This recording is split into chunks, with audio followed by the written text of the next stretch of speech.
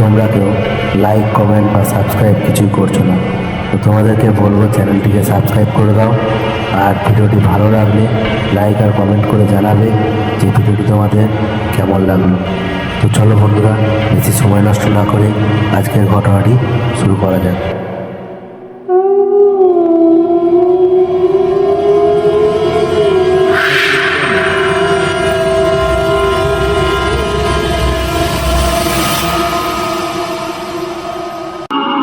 ঘটনাটি পলাশডাঙ্গা গ্রামের। এই গ্রামের বেশিরভাগ মানুষ চাষের সাথে যুক্ত। গ্রামের মানুষ, তাই বেশিরভাগ মানুষের বাড়ি কাঁচা, মাটির তৈরি, আর তার উপর খড়ের ছাউনি। এই গ্রামের রাস্তাঘাটও কাঁচা। গ্রামের মানুষ সাধারণত ভীষণ পরিশ্রমী হয়ে থাকে, তাই তারা সারাদিন কাজকর্ম করে সন্ধ্যার পর সবাই ঘুমিয়ে পড়ে। ঠিক তারপরেই শুরু হয় নানান সব ভয়ঙ্কর ঘটনা। এই গ্রামের মানুষ খাবার জন্য কুয়োর জল ব্যবহার করে। গ্রামের মধ্যে একটাই কুয়ো আছে। কুয়োটা গ্রামের ঠিক মাঝখানে নয়, একটু গ্রামের কিনারা ঘেঁষে। এই গ্রামে এখনও বিদ্যুতের সংযোগ নেই, তাই সন্ধ্যায় গ্রামের মানুষ এখনও কেরোসিনের আলো ব্যবহার করে। এই পলাশডাঙ্গা গ্রামে শুরু হয় এক ভয়ঙ্কর ঘটনা। গ্রামের বেশিরভাগ বাড়িতে ছাগল, হাঁস, মুরগি, গরু পালন করা হয়। এই গ্রামের প্রতিদিন গভীর রাতে কেউ একজন একটি করে ছাগল, হাঁস বা মুরগি চুরি করে নিয়ে যেতে থাকে। গ্রামের মানুষ ভীষণ চিন্তায় পড়ে যায়। তারা ঠিক করে চোরকে ধরার জন্য কোনো এক ব্যবস্থা নিতে হবে। গ্রামের মানুষ চোরকে ধরার জন্য পাহারা দিতে শুরু করে। কিন্তু সারা রাত পাহারা দেওয়ার পরও কিভাবে চোখের আড়াল থেকে রোজই একটি করে প্রাণী কেউ চুরি করে নিয়ে যেতে থাকে। গ্রামের মানুষ ভীষণ চিন্তায় পড়ে। এইভাবে কিছুদিন চলতে থাকে। তারপর একদিন গ্রামের রতন চাষির বাড়িতে একটা ঘটনা ঘটে। রতন চাষি সেদিন সন্ধ্যা হবার সাথে সাথেই ঘুমিয়ে পড়েছিল। তার বাড়িতে দুটো গরু এবং একটা ছাগল আছে। গভীর রাত্রে রতন চাষি যখন ঘুমে আচ্ছন্ন, তখন হঠাৎ কোনো একটা শব্দে তার ঘুম ভেঙে যায়। সে শুনতে পায় পাশের ঘরে কিছু একটা ছটফট করছে। সে বুঝতে পারল যে পাশের ঘর থেকে তার ছাগল ভীষণ ছটফট করছে এবং ডাকছে। রতন বুঝতে পারে কেউ তার ছাগল চুরি করতে এসেছে। তাই সে চোরকে ধরার জন্য তাড়াতাড়ি বাইরে বের হয়। কিন্তু বাইরে বের হয়ে সে দেখে তার ছাগল নেই। সে দৌড়ে ঘরের বাইরে বের হয়ে যায় এবং চারিদিকে ভালো করে দেখতে থাকে। সে দেখে দূরে মাঠের মধ্যে কেউ সাদা কাপড় পরে খুব জোরে ছুটে চলেছে। পূর্ণিমার রাত, তাই রতন তার চোখে কিছু ভুল দেখেনি। রতন তাড়াতাড়ি একটা লাঠি নিয়ে সেই সাদা কাপড় পরা মানুষের পিছনে দৌড়তে শুরু করে। অনেকটা দৌড়ানোর পর রতন বুঝতে পারে সাদা কাপড় পরা মানুষটা আসলে একটা মেয়ে, কারণ তার পরনে সাদা শাড়ি আর মাথার চুলগুলো খোলা, বাতাসে উঠছে সেই চুল। রতন কিছুটা দূর গিয়ে দেখে সেই সাদা শাড়ি পরা মেয়ে তাদের গ্রামের কুয়োর দিকে যাচ্ছে। কুয়োর কাছে একটা প্রকাণ্ড বট গাছ। মেয়েটা তার সামনে গিয়ে ছাগলটাকে মাটিতে রেখে দেয়। রতন একটা গাছের আড়ালে লুকিয়ে সব দেখতে পাচ্ছে। রতন দেখল মাটিতে ছাগলটা শুয়ে আছে, নড়াচড়া করছে না। তার মানে ছাগলটাকে মেরে ফেলেছে। সে বুঝল ছাগলটা ঠিক সামনেই যে সাদা পোশাক পরা মেয়েটি রয়েছে, সেই মেয়েটি কোনো মানুষ নয়, সে এক কোনো অশরীরী।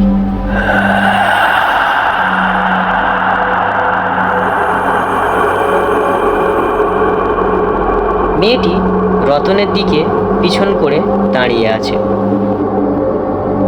হঠাৎ সাদা শাড়ি পরা মেয়েটা আকাশের দিকে হাত তুলে প্রকাণ্ড এক হাসি হাসল। সেই হাসি শুনে রতনের সারা শরীর ঠান্ডায় কাঁপতে লাগলো। রতন অনেক আগেই বুঝতে পেরেছিল সেই মেয়েটি কোনো অশরীরী আত্মা, সে মানুষ নয়। রতন দেখল সেই হাসির ঠিক সঙ্গে সঙ্গেই পাশের কুয়ো থেকে আরও 4টি সাদা কাপড় পরা এলো চুলের 4জন মেয়ে উঠে এলো। রতন দেখল সেই মেয়েগুলোর মুখ ভীষণ কালো। রতনের ভীষণ ভয় করতে লাগলো।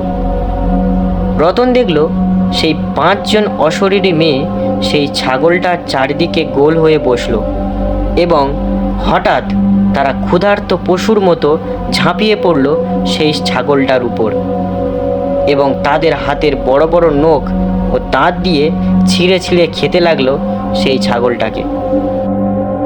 তারা মাংস ছিঁড়ে নিয়ে মুখে পুড়তে লাগলো। তারা মাংস ছিঁড়ে খাচ্ছিল এবং চারিদিকে ছড়াচ্ছিল।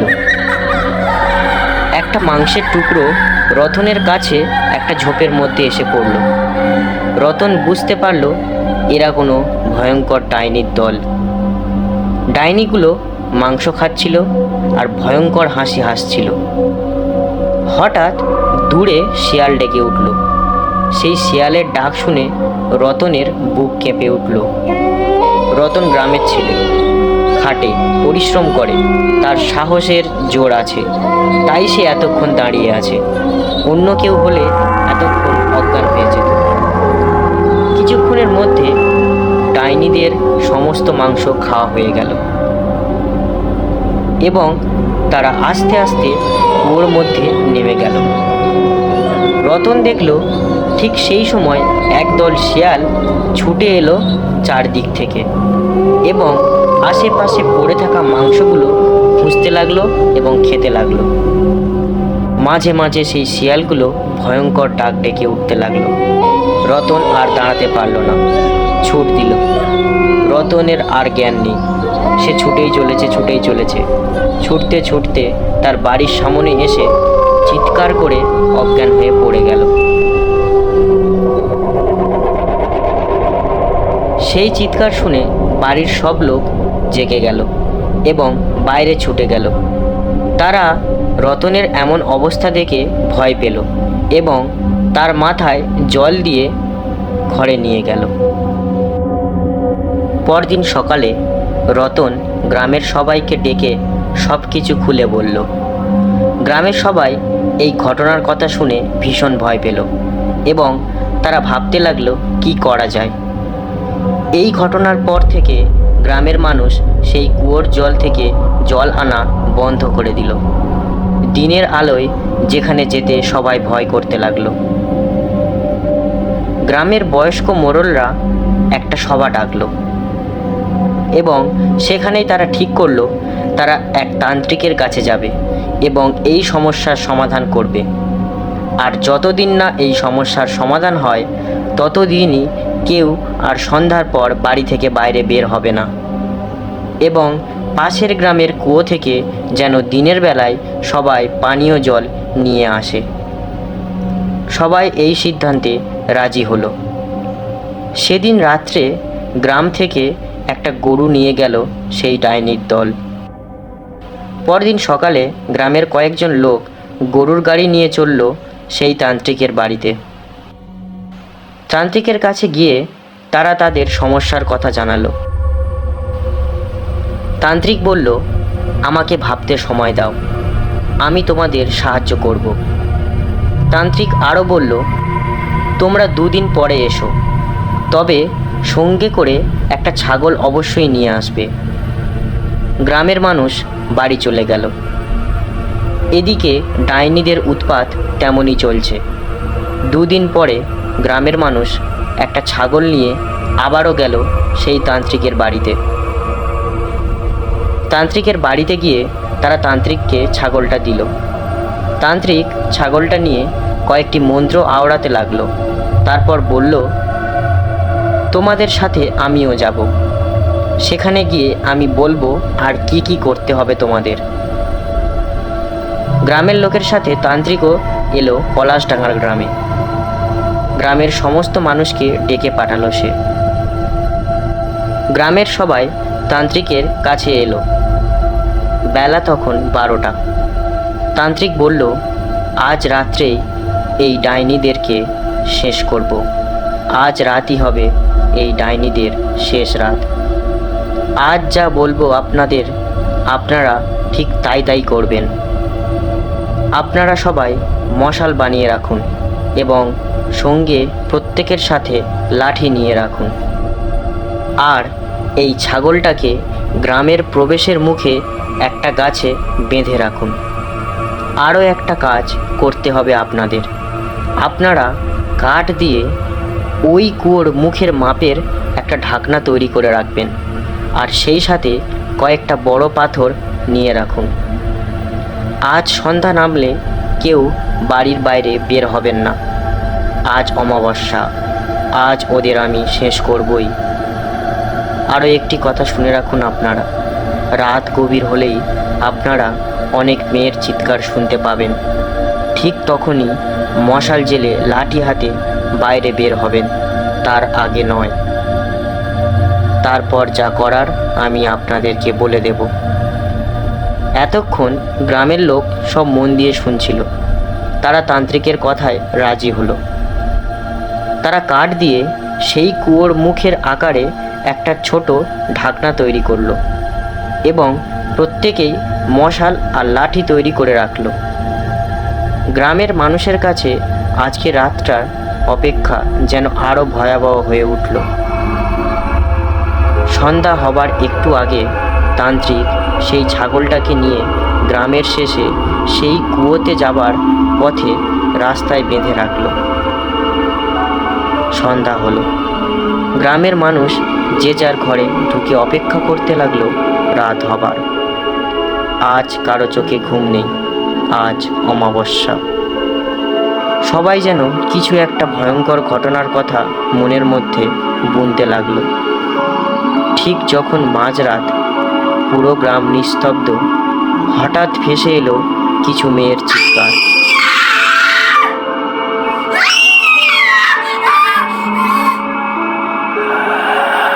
গ্রামের মানুষ এরই অপেক্ষায় ছিল। তারা মশাল জেলে হৈ হৈ করতে করতে বের হলো, হাতে লাঠি নিয়ে।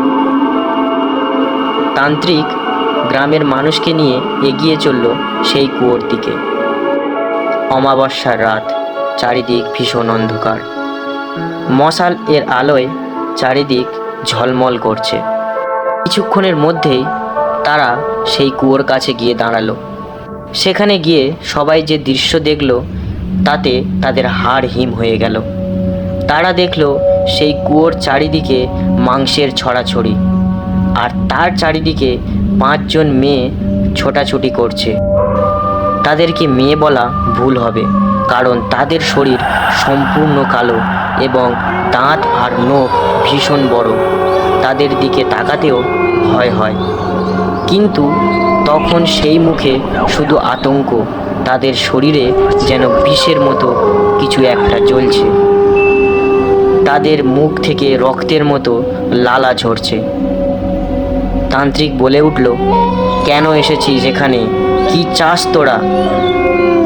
এই কথা শুনে সেই ডাইনির দল ভীষণ রাগী গলায় বলল, আমরা কেন এসেছি আর কি চাই তোদেরকে বোঝাবো। আমরা মরবো না রে, মরবি তোরা। তোরা যে ভুল করলি তার দাম তোদের দিতেই হবে। এই বলে সেই ডাইনির দল ওর মধ্যে লাফ দিল। তান্ত্রিক তাড়াতাড়ি বলল, এই কুয়োর ঢাকনা কোথায়? এক্ষুনি কুয়োর মুখ ঢাকনা দিয়ে বন্ধ করে দাও, আর তার ওপর চাপিয়ে দাও সেই পাথরগুলো। আমি মন্ত্র বলে ওদেরকে ওই কুয়োর মধ্যেই বন্দি করে রাখবো। সবাই তাড়াতাড়ি কুয়োর মুখ ঢাকনা দিয়ে বন্ধ করে দিল এবং তান্ত্রিক মন্ত্র পড়ল। কিছুক্ষণ পর তান্ত্রিক বলল, আজ এই কুয়ো বন্ধ হলো। এরা আর কখনোই বের হতে পারবে না। আপনাদের কাছে একটাই অনুরোধ, কখনো কোনো দিনও এই কুয়োর ঢাকনা খুলবেন না, তাহলে আর বিপদের শেষ থাকবে না। যদি কোনো দিন এই ঢাকনা কেউ খোলে, সেই দিন এই গ্রামের ওপর নেমে আসবে কাল রাত্রি। কথাটা মনে রাখবেন।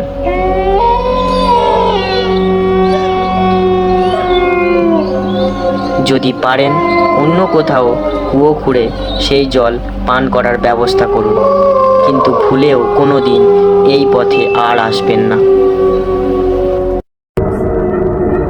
পলাশডাঙ্গা গ্রামে আবার মানুষ ধীরে ধীরে কাজে যুক্ত হতে থাকে এবং সেই কুয়োর কথা মানুষ ভুলতে শুরু করে। গ্রামের যে দিকটাতে কুয়ো ছিল সেই দিকে গ্রামের মানুষ একেবারেই যাওয়া বন্ধ করে। এরপর কয়েকটা বছর কেটে যায়। একবার গ্রামের এক মোড়লকে নিয়ে একটা ঘটনা ঘটে। গ্রামের মোড়লের কোনো বাচ্চা ছিল না, তাই সে সব সময় চিন্তায় থাকতো। তার থেকেও বেশি কষ্টে থাকতো তার বউ। গ্রামের লোকেরা সকাল সকাল তাদের মুখও দেখতো না। সবাই বলতো যে তাদের মুখ দেখলে সারা দিনটাই খারাপ যায়। মোড়ল আর মোড়লের বউ অনেক তান্ত্রিক বাবার কাছে যায়, কিন্তু কোনো লাভ হয় না। আসলে যখনকার ঘটনা এটি, তখন মানুষ এখনকার সময়ের মতো সচেতন ছিল না। তারা ডাক্তারের থেকে বেশি তান্ত্রিক ওঝাকেই বিশ্বাস করত। যাই হোক, দীর্ঘদিন ধরে বহু চেষ্টা করেও মোড়ল আর তার বউয়ের কোনো বাচ্চা না হওয়ায় তাদের মধ্যে সারাক্ষণ ঝগড়া হতে থাকে।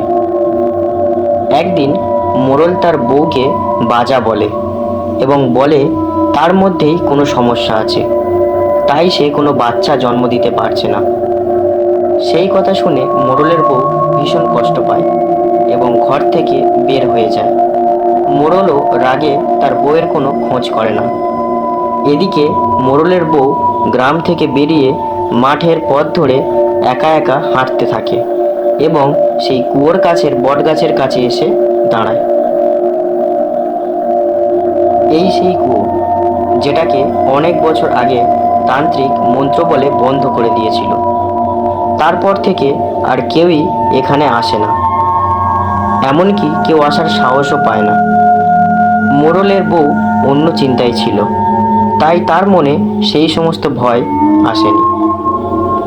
দীর্ঘদিন এই কুয়োর কাছে কোনো মানুষ আসেনি, তাই বটগাছ আর কুয়োর চারপাশে ঘন আগাছায় ভরে গেছিল।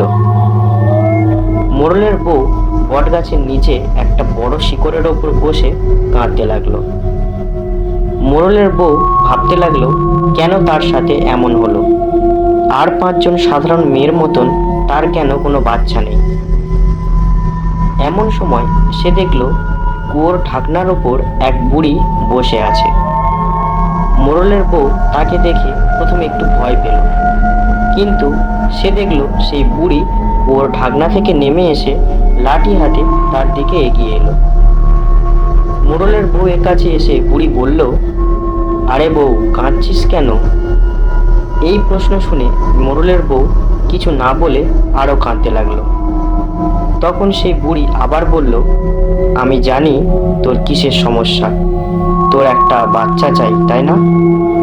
বুড়ির কথা শুনে মোড়লের বউ চমকে উঠল এবং অবাক হয়ে তাকে বলল, তুমি কিভাবে জানলে এ কথা? তোমাকে তো আগে কখনো দেখিনি। তুমি কে? বুড়ি বলল, আমাকে তুই চিনবি না, তবে তোর সমস্যার সমাধান আমি করে দিতে পারি। এই কথা শুনে মোড়লের বউয়ের চোখ খুশিতে জ্বলজ্বল করে উঠল। সে বলল, কিভাবে বুড়িমা, আমাকে বলো। বুড়ি বলল, তোর একটা নয় 3টে বাচ্চা আমি দিতে পারি। তোর কোল ভরে 3টে ছেলে জন্ম নেবে, কিন্তু তার জন্য তোকে একটা কাজ করতে হবে। কিন্তু আমার মনে হয় না তুই সেই কাজ করতে পারবি। মোড়লের বউ বলল, কি করতে হবে বলো, আমি সব কিছুই করতে রাজি আছি। বুড়ি বলল, তবে শোন, আজ শনিবার, সামনের শনিবার অমাবস্যা। ওই দিন রাত্রে তোকে একটা কাজ করতে হবে। ওই দিন তোকে তোর গ্রামের একটা ছেলেকে ভুলিয়ে এখানে আনতে হবে। ছেলেটি যেন তার বাবা মার একমাত্র ছেলে হয়। তাকে এখানে এনে এই বট গাছের নিচে ছুরি দিয়ে তার গলা কেটে ফেলতে হবে। তুই সঙ্গে করে একটা ছুরি আর একটা বালতি নিয়ে আসবি। ছেলেটির গলা কাটার পর তার রক্ত সেই বালতিতে ভরে নিবি। তারপর বালতিটাকে ওই কুয়োর কাছে নিয়ে গিয়ে কুয়োর ঢাকনা খুলে ফেলবি। তারপর সেই বালতির রক্তে নিজের চুল ভিজিয়ে নিবি এবং বাকি রক্ত কুয়োর মধ্যে ফেলে দিবি। তারপর কুয়ো থেকে বালতি করে জল নিয়ে স্নান করবি এবং বাড়ি ফিরে যাবি। তোকে আর কিছুই করতে হবে না। তোর কোল ভরে 3টে ছেলে অবশ্যই আসবে। বুড়ির মুখে এমন কথা শুনে মোড়লের বউ বিপদের কথা কিছুই টের পেল না। সে শুধু ভাবল তার শূন্য কোলে 3টে বাচ্চা আসবে, এর থেকে আনন্দের আর কি হতে পারে। বুড়ির কথায় মোড়লের বউ রাজি হয়ে গেল এবং বুড়ি যা কিছু বলেছে সব কিছু করবে এটাও ঠিক করে নিল। খুব খুশি মনে মোড়লের বউ বাড়ি ফিরে এলো। সেদিন থেকে প্রতিদিন অপেক্ষায় কাটতে লাগলো কবে আসে শনিবার। এদিকে মোড়লের বউ ঠিক করে নিয়েছে কোন ছেলেকে সে ভুলিয়ে নিয়ে যাবে ওই বটতলায়। এর পাশের বাড়ির রমেন তাঁতির ছেলে। রমেন তাঁতি খুব গরিব, তাই মোড়ল তাদেরকে কিছু টাকা পয়সা দিয়ে সাহায্য করে। রমেন তাঁতির ছেলে মোড়লের বউয়ের সাথে মায়ের মতো আচরণ করে। মোড়লের বউয়ের এসব ভালো লাগে না। সে ভাবে গরিবের ঘরে এমন ছেলে আছে, অথচ আমার কোলে কোনো ছেলে নেই। মোড়লের বউ ঠিক করে নেয় রমেন তাঁতির ছেলেকে ভুলিয়ে নিয়ে যাবে এই শনিবার সেই বট গাছের নিচে। দেখতে দেখতে শনিবার এসে যায়।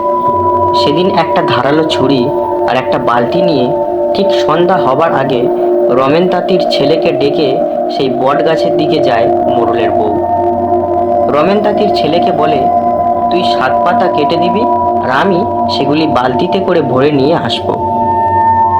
মোড়লের বউ কিন্তু কাউকে জানতেও দেয়নি যে রমেন তাঁতির ছেলেকে সে তার সাথে নিয়ে সেই কুয়োর ধারের বট গাছের তলায় গিয়েছে। বট গাছের তলায় আসার আগে রমেন তাঁতির ছেলে বারবার বলছিল, ওদিকে যেও না, ওদিকে যেতে সবাই বারণ করে, ওদিকে নাকি কারা থাকে। এই কথা শুনে মোড়লের বউ তাকে ধমক দিয়ে বলে, আরে বোকা, ওসব মিথ্যে কথা, ওরকম কিছু হয় না।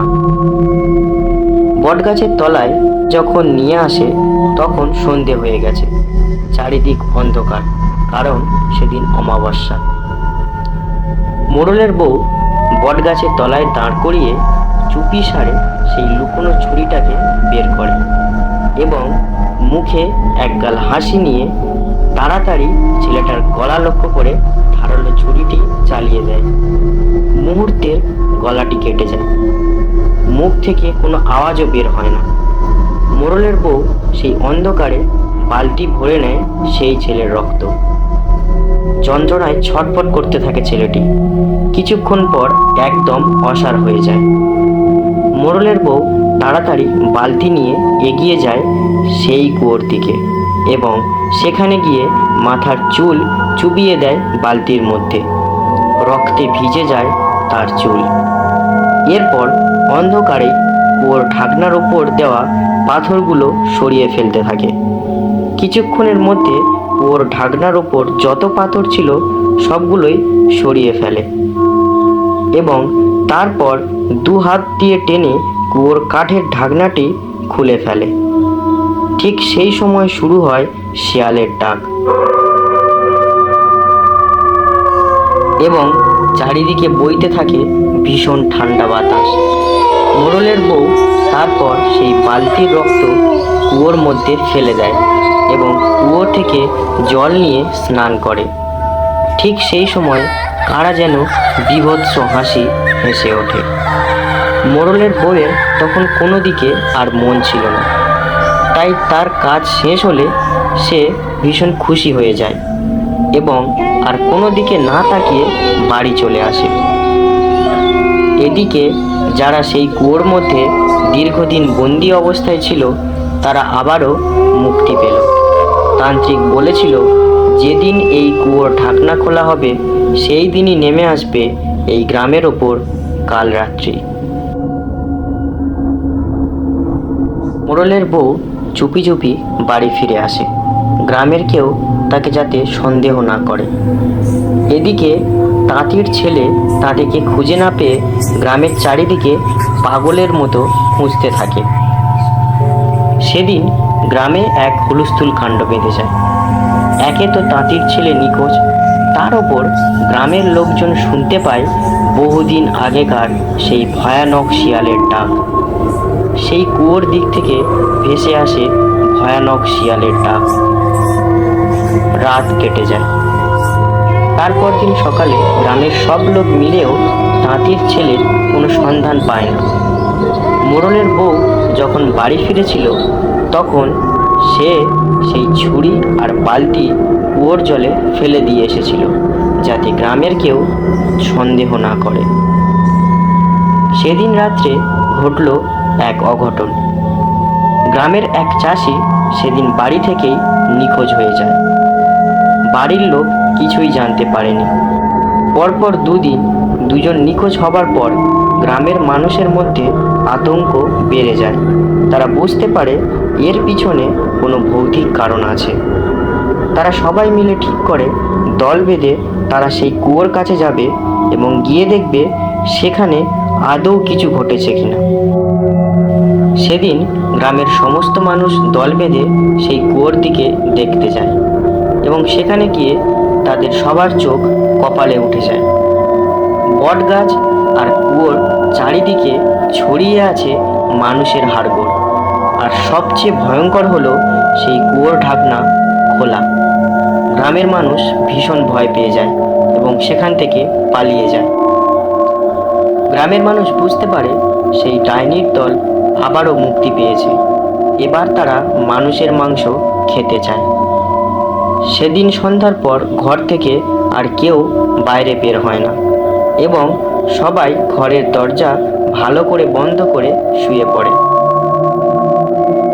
রাত যখন গভীর তখন তপন গোড়ামির বাড়িতে এক ভয়াবহ ঘটনা ঘটে। তপন একাই থাকে। গভীর রাত্রে যখন তপন ঘুমে মগ্ন তখন বাইরে কিছু খুব জোরে পড়ে যাবার শব্দ হয়। তপনের ঘুম ভেঙে যায়।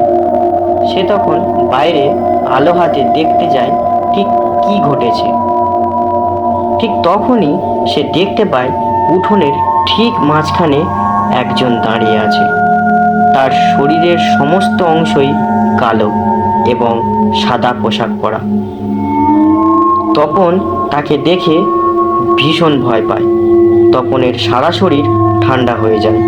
সে তাড়াতাড়ি দরজা বন্ধ করতে যায়, কিন্তু সেই ছায়ামূর্তি মুহূর্তেই তাকে ধরে ফেলে এবং মুখে হাত চেপে নিয়ে চলে সেই বটগাছের কাছে।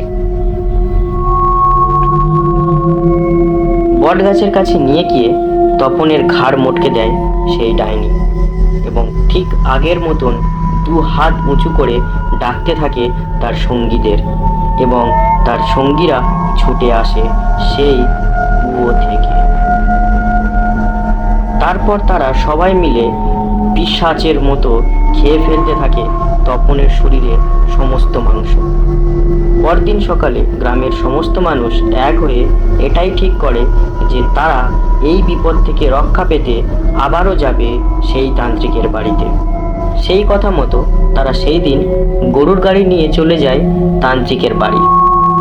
তান্ত্রিক এখন আগের মতন জোয়ান নেই, তার এখন বয়স হয়েছে। তান্ত্রিককে তারা সমস্ত ঘটনা বলে। তান্ত্রিক বলে, কুয়োর ঢাকনা কেন খুলেছ তোমরা?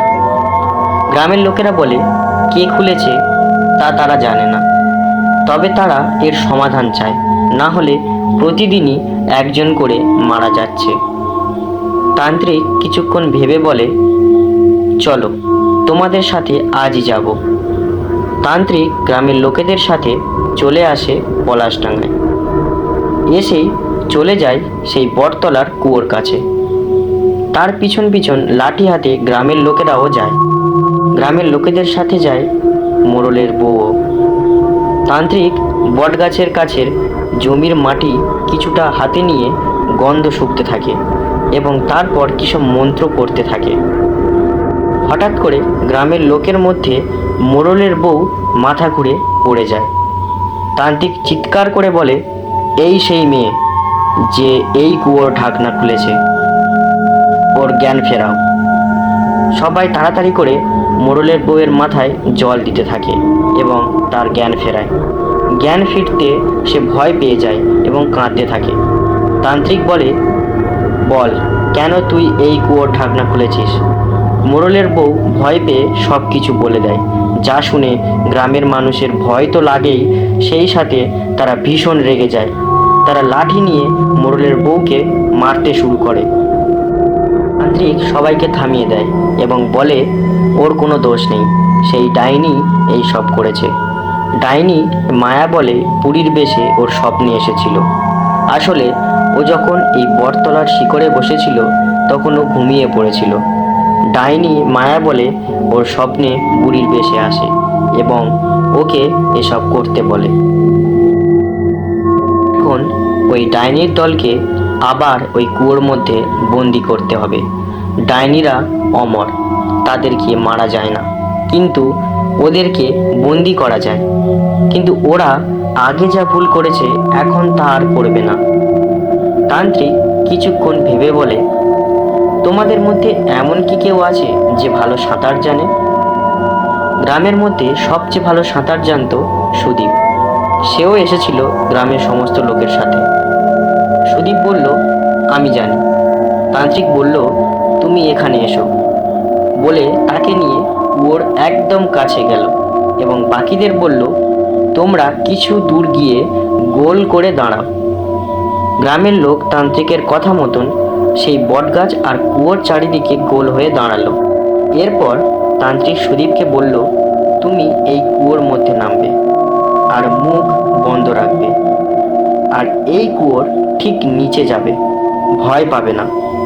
এই কুয়োর ঠিক নিচে 5টা মানুষের মাথার খুলি আছে, ওগুলো একসাথে হাতে করে নিয়ে ওপরে উঠে আসবে।